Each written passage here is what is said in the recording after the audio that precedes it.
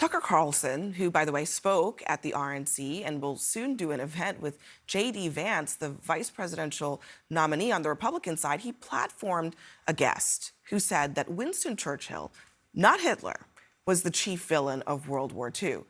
Carlson describes this guest, podcaster Darryl Cooper, as, quote, the best and most honest popular historian in the United States. So just so you could hear it for yourself, here is part of what Cooper had to say. I told him, maybe trying to provoke him a little bit, that I thought Churchill was the chief villain of the Second World War. Now, he didn't kill the most people. He didn't commit the most atrocities. The next thought that comes into their head is that, oh, you're saying Churchill was the chief villain, therefore his enemies, Adolf Hitler and so forth, were Stalin, the protagonists, right? Yeah. That they're the good guys if you think he's a villain. That's not the case. That's not what I'm saying. Germany, look, they put themselves into a position, and Adolf Hitler is chiefly responsible for this, but his whole regime is responsible for it, that when they went into the East in 1941, they launched a war where they were completely unprepared to deal with the millions and millions of prisoners of war, of local political prisoners and so forth, that they were going to have to handle. They went in with no plan for that. And they just threw these people into camps, and millions of people ended up dead there. A month or two after Barbarossa was launched, and they're writing back to the high command in Berlin saying, we can't feed these people. We don't have the food to feed these people. And one of them actually says, rather than wait for them all to slowly starve this winter, wouldn't it be more humane to just finish them off quickly now? So, as you might have noticed, what was missing from that conversation? How about the fact that 6 million Jews were targeted and murdered? And despite that, people like Elon Musk appeared to be enamored. Initially, he called the conversation, quote, very interesting, worth watching. That tweet has now been deleted. Conservative radio host Eric Erickson said Carlson is giving an outlet to a Nazi apologist. Liz Cheney called him a pro-Nazi propaganda and said that no serious person would support or endorse this garbage. And yet, there is Tucker Carlson, RNC speaker apparently, sitting there just nodding along as someone says, well, why don't you just, exterminate them, rather than try to feed them? I mean, this is absurd. It is absurd. Here's the reality of what's happening. America is becoming a different place.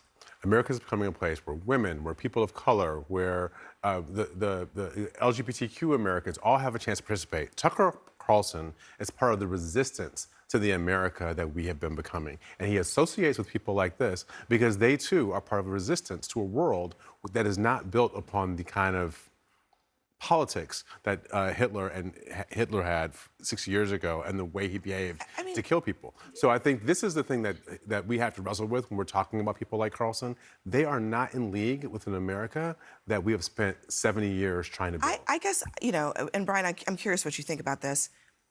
If this is the kind of person that Tucker is sitting across from and saying, this guy is so smart, so interesting, you should listen to him, nodding along, wouldn't that give you pause about everything else? I mean, this is a massive gap.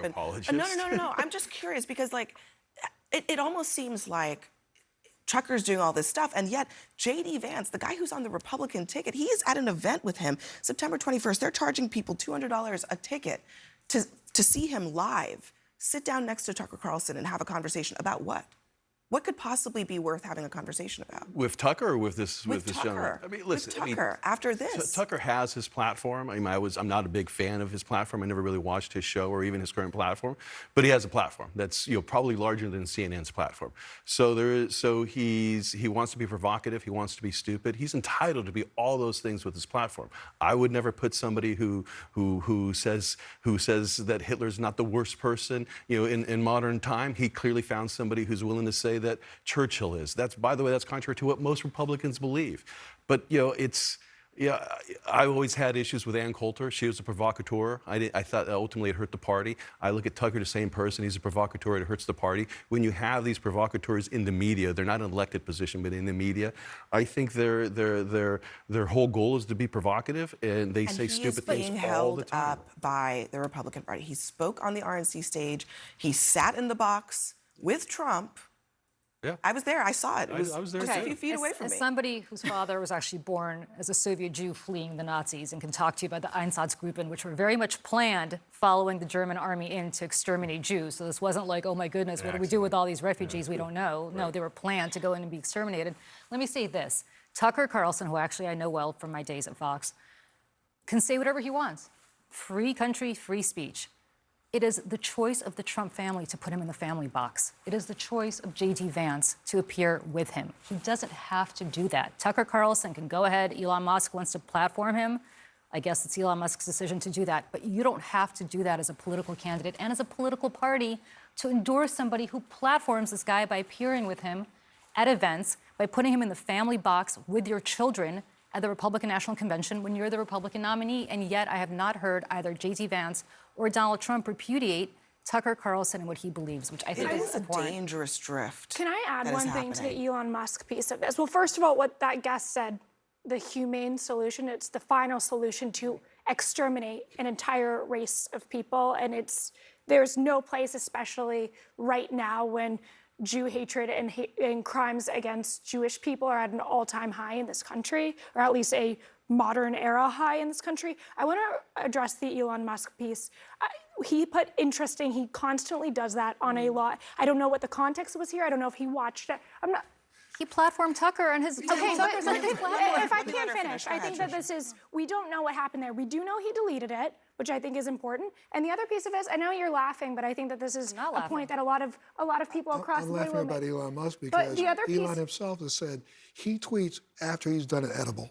Okay. So clearly, Did you he guys see needs the to other stop tweet? edibles. Did you guys see the other tweet where that guest talked about the appeal to reason that Hitler made in 1940? He called it a peaceful appeal to reason. The community notes added context saying that this is a gross mischaracterization. There was no call for peace by Hitler. He had already started killing Jews. He had already invaded multiple treaties with Britain, France, and other countries. And Elon Musk, he did say, community notes again for the win, because it added context and it showed that this was total mistruth. So I think that's an important piece to add, because no one here is seeming to want to address that. There are too many people in MAGA who are espousing things, and the president, President Trump, who are espousing things that have an eerie echo of a previous era. And there is a weird affinity for this kind of ideology. That is what is really disturbing about this to me. And what I'll turn to ideology you, is that? Montel. No, absolutely. I just think that for Elon Musk to have put it up and then taken it back down, he recognized it was one of those nights when he shouldn't have done that. Yeah, He should have left it alone. and maybe say a little bit more than, well, community notes for the win. I mean, there's something more that can be said, especially for the guy who's running the platform, where all of this, frankly, is being posted.